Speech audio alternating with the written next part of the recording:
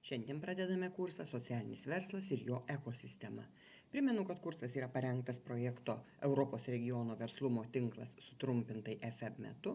Projektas finansuojamas pagal ES programą Erasmus+. Europos šalių nevyriausybinės organizacijos parengė 17 webinarų, kuriuos lietuvių kalba jūs kviečia klausytis Viešosios įstaigos socialinių inovacijų centras mokymų vadovė Vilma Tubutienė.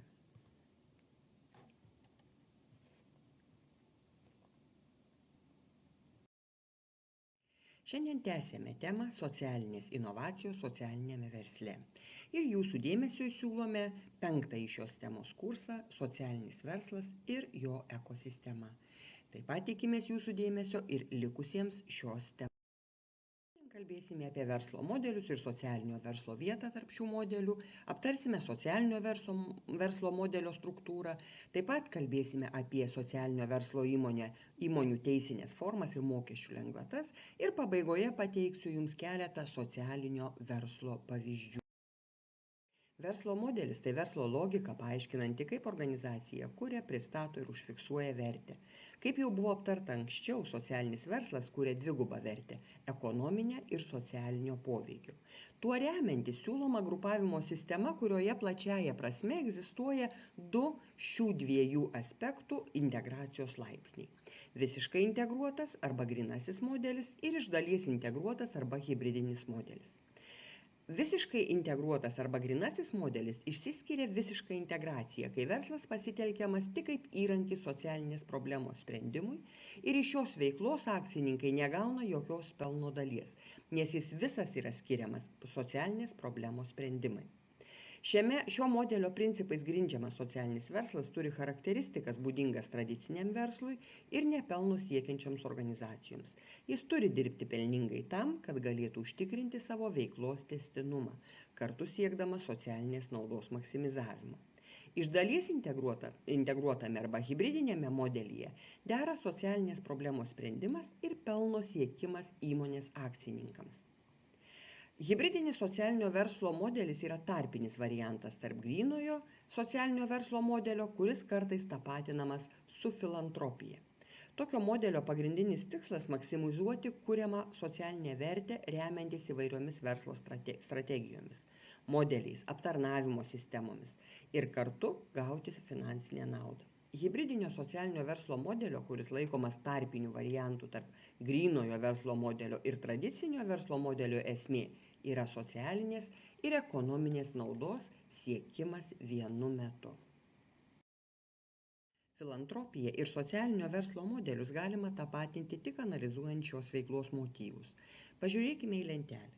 Nors veiklos metodai ir tikslai yra sąlygiškai panašus, tačiau jau čia galima pastebėti ir pirmuosius skirtumus. Jei filantropija orientuota išskirtinai į socialinį poveikį ir socialinės vertės kūrimo, tai pavyzdžiui, grynasis socialinio verslo modelis prie šių veiklų papildomai orientuojasi ir į ekonominės veiklos kūrimą. Galutinai šių modelių skirtumą akcentuoja pajamų ir pelno paskirstimas, kuris filantropinėse veiklose yra naudojamas kaip parama, o grynajame socialinio verslo modelyje pinigai yra investuojami ir vėliau reinvestuojami į veiklas, kurios užtikrina tęstinį socialinės problemos sprendimą. Kitaip tariant, žmonės skiriantis pinigus filantropinėms veikloms, juos tiesiogiai aukoja vienkartiniams socialinių problemų sprendimams, o žmonės, investuojantis į socialinį verslą, įdarbina pinigus, taip sukurdami didesnę socialinę vertę. Lyginant grynąjį ir hibridinį socialinio verslo modelius, pagrindinis ir esminis jų skirtumas yra pirminis verslo kūrimo motyvas. Grynasis socialinio verslo modelis paremtas išskirtinai gerais ketinimais ir kuriamą ekonominę naudą naudoja tik kaip papildomą socialiniai vertei sukurti. O hibridinio verslo modelio motyvai yra maišyti.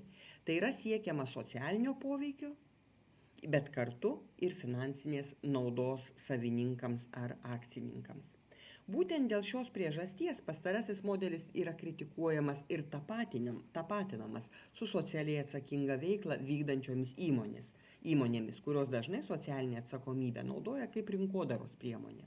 Kai kurie autoriai, pavyzdžiui, Junus teigia, kad hybridinis socialinio verslo modelis gali egzistuoti tik tada, jei bent 51% sukūriamos ekonominės naudos bus skirta socialinės vertės kūrimui, o likę 49% asmeniniai finansiniai geroviai. Jis taip pat teigia, kad yra neįmanoma išvengti situacijų, kai dėl socialinių tikslų reikia aukoti finansinius tikslus ir atvirkščiai. Todėl tik įmonė skirianti daugiau nei pusę savo pelno socialiniams tikslams, tokioje situacijoje sugebės nenuklysti nuo savo pirminės socialinės misijos. Kai kurios valstybės būtent taip ir apibrėžia socialinio verslo įmonės statusą. Tai yra pagal pelno dalies skyrimą socialinės problemos sprendimui. Analizuojant hibridinio modelio paplitimą pasauliniu mastu, galima teigti, kad jis yra populiaresnis nei grynasis socialinio verslo modelis, nes žmonės išreikšdami savo pilietiškumą ir visuomeniškumą kartu gali užsitikrinti ir savo finansinį stabilumą. Apibendrinant galima teigti, kad hibridinis socialinio verslo modelis įgaus tik dar didesnį pagreitį, nes visuomenė kasdien susiduria su daugybė socialinių, aplinkosauginių ir kitų opių problemų, kurias įmanoma išspręsti pasitelkiant inovatyvius sprendimus ir verslo strategijas ir taip prisidedant prie teigiamų pokyčių visuomenėje. Aptarti socialinio verslo ypatumai, kaip 3 jo sudedamosios dalis atsispindi jums pateiktame paveiksle. Taigi socialinis verslas kuria vertę, užfiksuoja vertę ir pristato jo vertę. Toliau aptarsime kiekvieną dedamąją. Vertės kūrimas. Kalbant apie vertės pristatymą,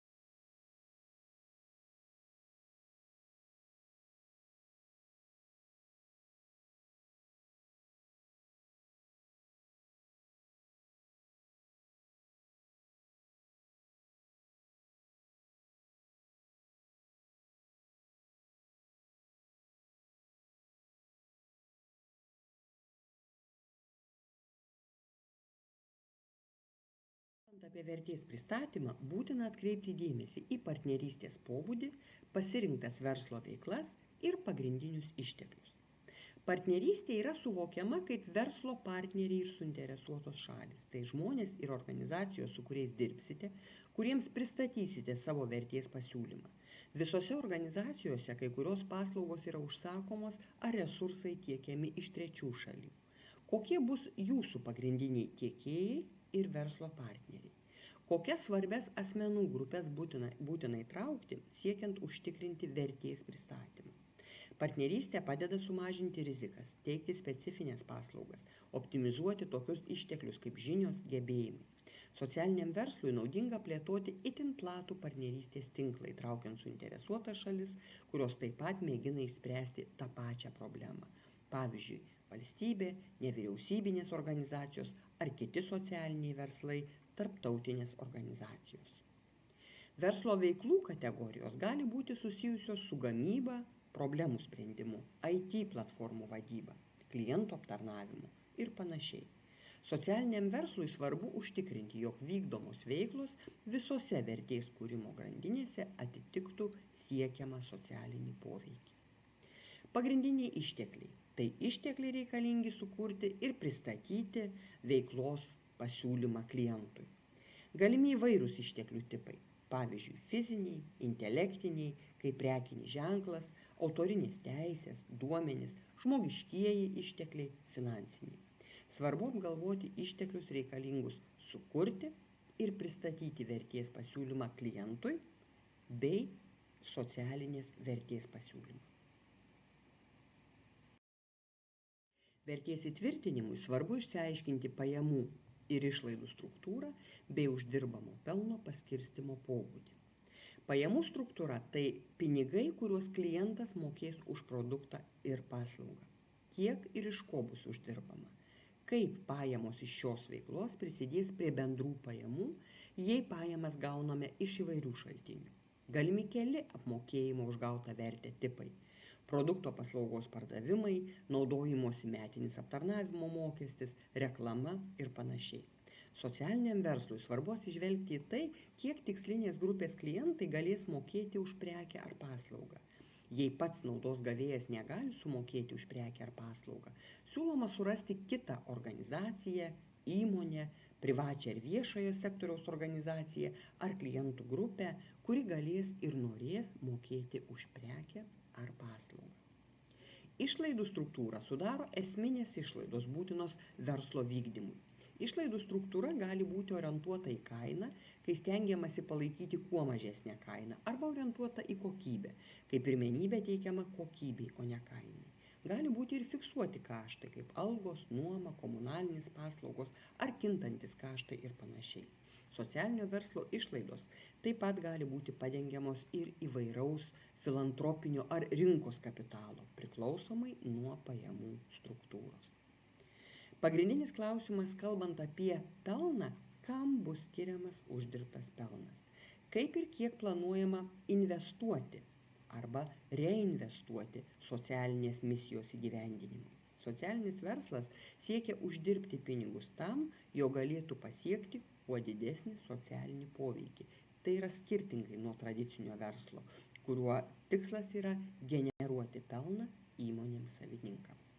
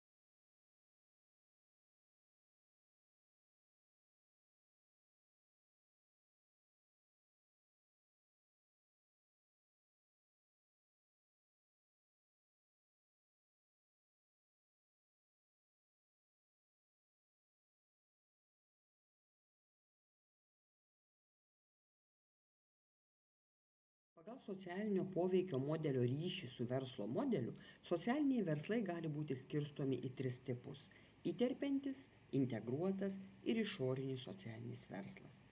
Įterpiantis verslas – tai Toks verslas, kuriame socialinio poveikio siekiančios veiklos tiesiogiai generuoja verslo pajamas. Integruotas verslas – tai verslas, kuris vykdo veiklas ar teikia paslaugas susijusias su socialinė misija, siekiant finansuoti socialinio tikslo įgyvendinimą. Ir išorinis – tai verslas, kurio veiklos skirtos pajamoms užsidirbti visiškai skiriasi nuo socialinės misijos, tačiau uždirbtas pelnas skiriamas socialinės misijos įgyvendinimui. Pavyzdžiui, restoranas ar mašinų remontas galėtų finansuoti gamtos draustinių ar senelių namų veiklą. Šis modelis nėra pats geriausias pasirinkimas socialiniam verslui vykdyti, nes reikalauja dviejų visiškai skirtingų įgūdžių segmentų, o dėmesys išskirstomas dviejų skirtingų veiklų palaikymui. Lietuvos Respublikos įstatymus socialinio verslo įmonės gali turėti skirtingas teisinės formas. Individualios įmonės kūrimą ir veiklą reglamentuoja individualių įmonių įstatymas. Veiklai vykdyti pakanka šeimos narių darbo ir nedidelio pradinio kapitalo. Įmonės steigėjų gali būti tik vienas asmuo. Tokia įmonė turi savo privalumų. Gali tvarkyti supaprastiną buhalterinę apskaitą, jai pakanka užpildyti mokesčių deklaraciją, įmonės savininkas gali dirbti ir vienas. Kita forma – ūkinė bendrija. Jos veiklą reglamentuoja ūkinių bendrijų įstatymas. Veiklai vystyti nepakanka vieno asmens bei lėšų. Ūkinėje bendrijoje turi būti ne mažiau 2 ir ne daugiau 20 narių. Privalumai. Bendrijai nebūtina įdarbinti darbuotojus pagal darbo sutartis. Gali tvarkyti supaprastintą buhalterinę apskaitą. Nereglamentuojamas minimalus nuosavas kapitalas. Tokios formos įmonės rizika – bendrijos turtas neatskirtas nuo jos narių turto. Akcinės ar uždarosios akcinės bendrovės veiklą reglamentuoja akcinių bendrovių įstatymas. Bendrovė yra įmonė, kurios įstatinis kapitalas padalytas į 2 dalis, vadinamas akcijomis. Bendrovės turtas yra atskirtas nuo akcininkų turto. Akcinė bendrovė arba akcinėje bendrovėje privalomi valdymo organai yra visuotinis akcininkų susirinkimas, administracijos vadovas, stebėtojų taryba ar valdyba. Uždaroje akcinėje bendrovėje privalomai valdymo organai yra visuotinis akcininkų susirinkimas ir administracijos vadovas. Stebėtojų taryba ar valdyba gali būti nesudaromos. Šios formos turto savininkai turi tiek įtakos, kiek jiems priklauso akcijų. Yra ir tam tikri privalumai ir rizikos. Privalumas yra tai, kad bendrovės akcininkas nepasisekus sumanytam verslui rizikuoja tik tuo turtu, kurį įneša į bendrovę. Dar viena forma – kooperatinė bendrovė. Jos veikla reglamentuojama kooperatinių bendrovių įstatymu. Bendrovės nariai įneša lėšas kapitalui sudaryti, tarpusavyje pasiskirsto riziką bei būsimą naudą. Bendrovės steigimo dokumentai yra įstatai ir steigimo sutartis. Bendrovės steigėjai turi būti ne mažiau nei 5 fiziniai ar juridiniai asmenys. Privalumas – kooperatinės bendrovės turtas yra atskirtas nuo jos narių turto. Ir dar viena, greičiausiai pati populiariausia socialiniam versle organizacija, tai yra nepelno organizacija. Jas reglamentuoja viešųjų įstaigų įstatymas. Jeigu asmuo ar grupė savo veikloje nesiekia pelno, gali steigti viešą įstaigą, asociaciją, labdaros ir paramos fondą, visuomeninę organizaciją. Steigėjų skaičius neribojamas. Populiariausia nepelno organizacija yra viešoji įstaiga. Ji gali gauti pajamas iš savo veiklos, numatytos įstatuose, tačiau gauto pelno negali skirstyti savo dalininkams ar savininkui. Pagal Lietuvos Respublikos įstatymus socialinį verslą vykdančioms įmonėms taikomos kai kurios mokesčių lengvatos. Gyventojų pajamų mokestis. Pagrindinė socialiniam verslui taikoma gyventojų pajamų mokesčių lengvata Lietuvoje nustatyta mažesnė mokesčio bazė. Socialinio verslo įmonė gali pasinaudoti šią lengvatą, jei įdarbina riboto darbingumo asmenį. Pelno mokestis. Pagrindinė socialiniam verslui taikoma pelno mokesčio lengvata Lietuvoje – mokesčio tarifo mažinimas. Socialinio verslo įmonėms taikomas 5% pelno mokesčio tarifas, kai kuriais įstatyme numatytais atvejais. Galimybė sumažinti įmonėms tenkančią pelno mokesčio naštą – socialinės įmonės statuso gavimas. Tokioms įmonėms taikomas 0% pelno mokesčio tarifas. Socialinėse įmonėse siekiama įdarbinti asmenys praradusius profesinį ir bendrąjį darbingumą, ekonomiškai neaktyvius, negalinčius lygiomis sąlygomis konkuruoti darbo rinkoje. Už šių asmenų įdarbinimą ir jų darbo vietų išlaikymą darbdavius finansiškai remia valstybė. Apie mokesčių lengvatas. Pridėtinės vertės mokestis. Socialiniam verslui pridėtinės vertės mokestis netaikomas, jei įmonė tiekia tam tikros grupės prekes ir arba tiekia tam tikros grupės paslaugas. Pavyzdžiui, PVM neapmokestinamų produktų grupiai priklauso su sveikatos priežiūra susijusios prekės ir paslaugos, socialinės paslaugos ir susijusios prekės, švietimo ir mokymo paslaugos, kultūros ir sporto paslaugos ir panašiai. Be šiuo metu Lietuvoje galiojančio standartinio PVM tarifo socialiniam verslui taikomi 2 lengvatiniai 9,5% ir 0% tarifas. Pavyzdžiui, lengvatinis 9% PVM tarifas taikomas knygoms, laikraščiams, žurnalams, keleivių vežimo ir turizmo paslaugoms, apgyvendinimo paslaugoms. Lengvatinis 5% PVM tarifas taikomas vaistams ir medicinos pagalbos priemonėms, taip pat neįgaliųjų techninės pagalbos priemonėms ir jų remontui. 0% tarifas taikomas kai kuriems prekių tiekimo ir paslaugų teikimo sandoriams. 0% tarifo administravimo lengvatinės aplinkybės susijusios su prekių eksportu, keleivių išgabenimo prekėmis, vežimo paslaugomis ir su jais susijusiais sandoriais, draudimo ir finansinėmis paslaugomis, kurios susijusios su prekių eksportu. Valstybinio socialinio draudimo įmokos. Viena iš socialiniam verslui tenkančių valstybinio socialinio draudimo įmokų lengvatų – įdarbinimas subsidijuojant. Įdarbinimo subsidijuojant tikslas – padėti darbo rinkoje papildomai remiamiems bedarbiams ir įspėtiems apie atleidimą iš darbo darbingo amžiaus darbuotojams, registruotiems darbo biržoje, įsitvirtinti darbo rinkoje arba įsidarbinti, o asmenims, kuriems nustatytas iki 40% darbingumo lygis arba sunkus neįgalumo lygis, sudaryti specialias sąlygas išlikti darbo rinkoje. Įdarbinimo subsidijuojant subsidija gali būti mokama iki 6 mėnesių, iki 12 mėnesių arba neterminuotai per visą darbo laikotarpį, priklausomai nuo to, kokiai darbo rinkoje papildomai remiamų asmenų grupiai bedarbis yra priskirtas. Subsidijos dydis negali būti didesnis negu 2 valstybėje nustatyti minimaliosios mėnesinės algos dydžiai. Apibendrinant galima teigti, kad atsižvelgiant į darbuotojų skaičių, mokestinio laikotarpio pajamas, darbuotojų darbingumo lygį, įmonės veiklos pobūdį ir panašiai, socialiniam verslui Lietuvoje gali būti taikomos šios mokesčių lengvatos. Mažesnė gyventojų pajamų mokesčio bazė, mažesnis pelno mokesčio tarifas, mažesnė apmokestinamojo pelno suma, atleidimas nuo PVM, lengvatiniai PVM tarifai, subsidijos darbdaviui tenkančioms VSD įmokoms iš dalies kompensuoti. Palyginti su kitomis valstybėmis, ES narėmis, Lietuvos gyventojų pajamų mokestis ir pelno mokesčio tarifai yra vieni mažiausių ES.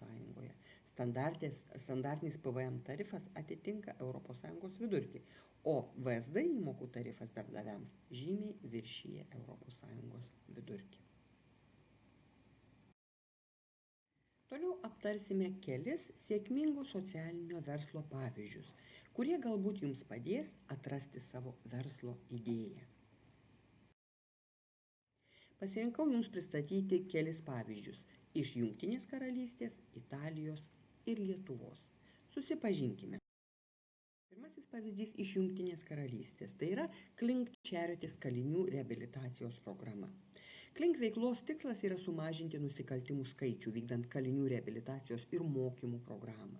Jie dirba kartu su probacijos tarnyba ir vykdo 2 projektus, tai yra Klink restoranai ir Klink sodai. Klink restoranų programoje yra ruošiami padavėjai ir maisto gamintojai, Klink soduose buvę kaliniai mokomi prižiūrėti augalus. Projektuose taikoma 5 žingsnių programa, siekiant užtikrinti, kad kaliniai gautų reikiamą paramą. Ji įvardinama tokiais žingsniais – pasamdyti, mokyti, padėti, įdarbinti ir globoti. Klink deklaruoja net 87,5% programos sėkmės rodiklį. Taigi iš tiesų tai vienas iš sėkmingai veikiančių verslų, socialinių verslų Jungtinėje karalystėje. Kitas pavyzdys iš Italijos. Taip vadinamas Ingalera verslo modelis iš kalėjimų į miestą socialinis restoranas. 2004 metais ABC kooperatyvas maisto ruošimo ir profesionalaus renginių aptarnavimo srityje pradėjo projektą su Milano Bolatė kalėjimu. Kaliniai buvo mokomi teikti renginių aptarnavimo, maisto tiekimo vietos verslo įmonėms, įstaigoms ar pavieniams piliečiams paslaugas. Iki šios dienos ABC deklaruoja, kad surengė daugiau nei 450 renginių, priėmimų, šventinių vakarienių ir panašiai. Visose juose aptarnavo būtent apmokyti kaliniai. Be to, jie gamina savo konditerijos gaminius ir picas išsinešimui. Puikus integracijos ir reabilitacijos pavyzdys. Kitas pavyzdys iš Lietuvos. 2008 metais naujasis teatras subūrė bendraminčius skleisti kultūrinės bendražmoginės vertybės. Čia kuria sveiki ir negalią turintys mėgėjai ir profesionalūs menininkai. Teatras savo 6-ąjį sezoną žiūrovus pakvies į naują salę Vilniuje, Jakšto 9 buvęs Vaidilos teatras.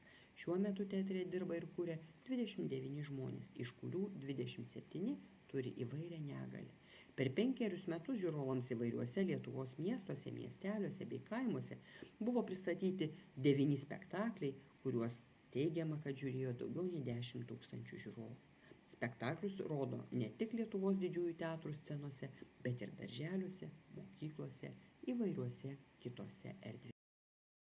Dar vienas Lietuvos pavyzdys tai yra salotų baras Mano Guru. Bendradarbiaujant su Vilniaus miesto savivaldybė buvo vykdomas integracijos projektas Mano Guru – naujos galimybės darbo rinkoje.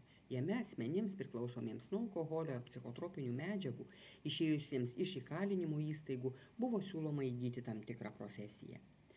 Buvo siūloma vienos iš pasirinktų barmeno, padavėjo ar virėjo specialybių teoriniai ir praktiniai mokymai, neformalaus ugdymo sertifikatai, nemokamas psichologų, socialinių darbuotojų konsultacijas, pagalba ir tarpininkavimas susirandant darbą. Sėkmingas projektas pasibaigus finansavimui yra tęsiamas. Dėkojame Jums už dėmesį. Tikimės, kad žinios padės Jums kuriant arba plėtojant savo socialinį verslą. Tikimės Jūsų dėmesio kituose webinaruose.